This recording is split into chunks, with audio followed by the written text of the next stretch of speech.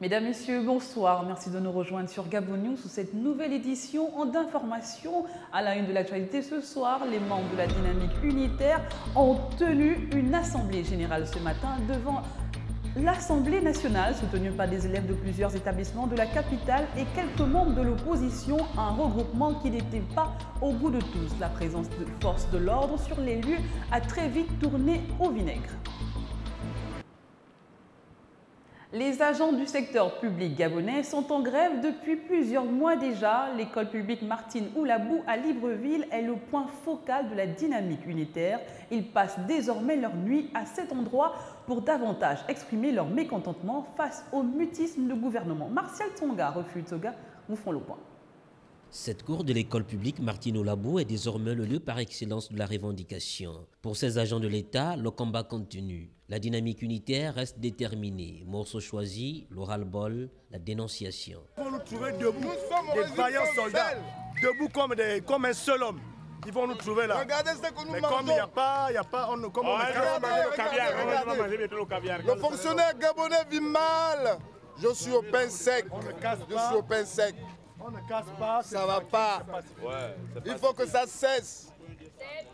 Cette misère-là au Gabon doit cesser. Sincèrement, nous sommes très fatigués. Nous voulons l'augmentation des salaires, que le président de la République prenne ses responsabilités pour augmenter les salaires des Gabonais. Nous sommes fatigués.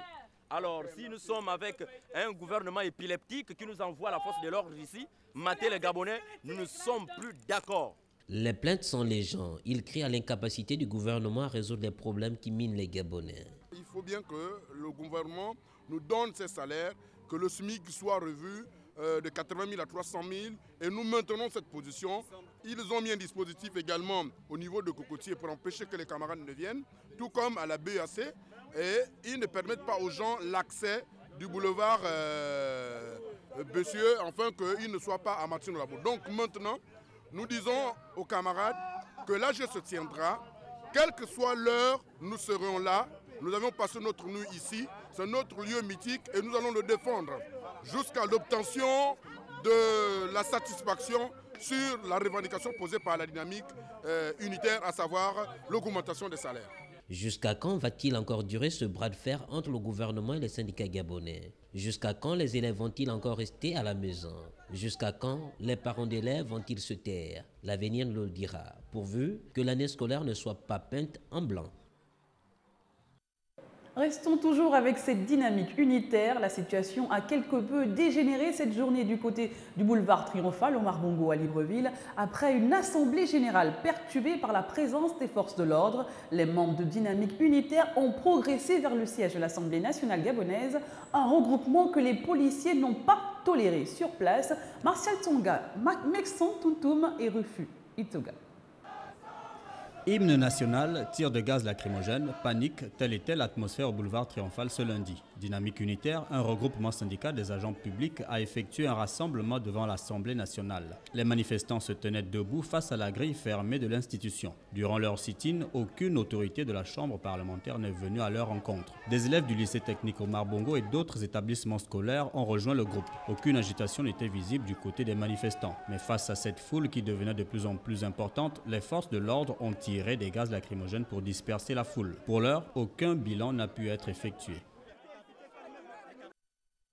Durant le mouvement d'humeur des fonctionnaires gabonais et des élèves devant l'Assemblée nationale, on a pu noter la présence des membres de l'opposition radicale. Conduits par Zachary Miboto, ils sont allés soutenir les grévistes. Le front de l'opposition estime que cette grève qui paralyse l'éducation est devenue un problème national. Retrouvons une fois de plus Martial Tsonga, Georges Mekson Tuntum et Refus Itoga.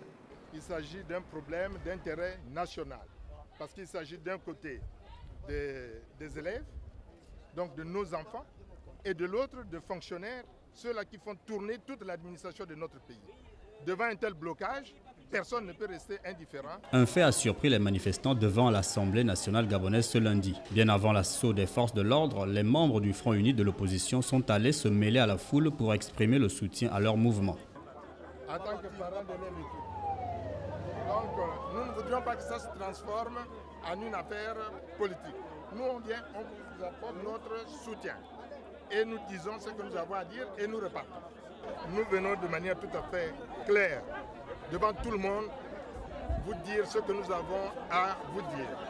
Donc nous ne sommes pas là pour instrumentaliser qui que ce soit. Il faut que ce soit bien entendu. Voilà ce que nous voulons. Merci beaucoup. Jean Ping, l'ancien président de la Commission de l'Union africaine, Jean Yegendo et Casimiro Yemba, tous deux anciens premiers ministres, Luc Bengonossi, Mukanyi Iwangu et bien d'autres opposants ont marqué par leur présence. Cette présence auprès des grévistes pourrait susciter des débats, vu le soupçon qui plane, celui d'une certaine relation qui existerait entre l'opposition et Dynamique Unitaire. Autre chose à présent, dans le cadre de l'élection du nouveau président de la Ligue nationale de football, le président du bureau sortant, Joël Anissé Birinda, a tenu un point de presse dans un hôtel de la place afin de donner les raisons de sa candidature, défendre son projet et éclairer l'opinion sur différents points. Il est au micro de Marvin Berry. Joël Anissé Birinda, président du bureau sortant de la Ligue nationale de football en abrégé l'INAF, a tenu un point de presse ce matin dans un hôtel de la place. Un point de presse pendant lequel il a tenu à donner les raisons de sa candidature. Je me présente à cette élection en toute humilité, en toute courtoisie et en toute amitié avec l'ensemble du monde du sport et du football. Je suis candidat pour défendre un bilan, celui de ma présidence à la tête de la LINAF de 2011 à 2015. Je suis candidat pour porter un projet, celui de ma présidence, celui d'optimiser et de pérenniser notre modèle de football professionnel. Il a également tenu à éclairer l'opinion sur le document qu'a présenté Brice Mbika Djambou, également candidat, sur lequel le président sortant aurait imposé sa signature, faisant ainsi de Brice Mbika Djambou le candidat du bureau sortant. Je ne suis pas candidat pour empêcher la candidature de M. Brice Mbika Djambou, qui utilise un document daté du vendredi 6 mars 2015, portant ma signature comme argument de campagne. Je précise au demeurant qu'au moment où l'intéressé sollicite mon onction au profit de sa candidature, il avait déjà, depuis le lundi 2 mars 2013, soit 5 jours avant, sollicité et obtenu des parrainages en son nom. Pour Joël Anissé Birinda, la campagne ne peut pas se faire autour d'un débat stérile sur sa candidature, mais doit se faire projet contre projet, profil contre profil et expérience contre expérience. Une information de dernière minute, nous revenons sur le front social avec cette réaction de la Dynamique Unitaire qui nous arrive à l'instant sur les faits survenus à l'Assemblée nationale. Le climat semble se dégrader davantage. Les grévistes décident de poursuivre leur mouvement. Ils viennent de donner un point de presse éminent à l'université Omar Bongo. C'était en présence de Georges Mexan Toutoum et Marvin Berry. Suivez. Près de 3000 personnes ont vaillamment bravé les intimidations d'un gouvernement aux abois qui, au lieu de régler les problèmes, a déployé un cordon impressionnant de forces de défense et de sécurité digne d'un état de siège dès 5 heures du matin autour de l'école publique Martine Oulabou pour dissuader les travailleurs de s'y rendre. À cet effet, Dynamique Unitaire tient à condamner fermement cette violation des libertés syndicales dont elle est victime, dans un Gabon qui s'enfonce chaque jour un peu plus dans le totalitarisme.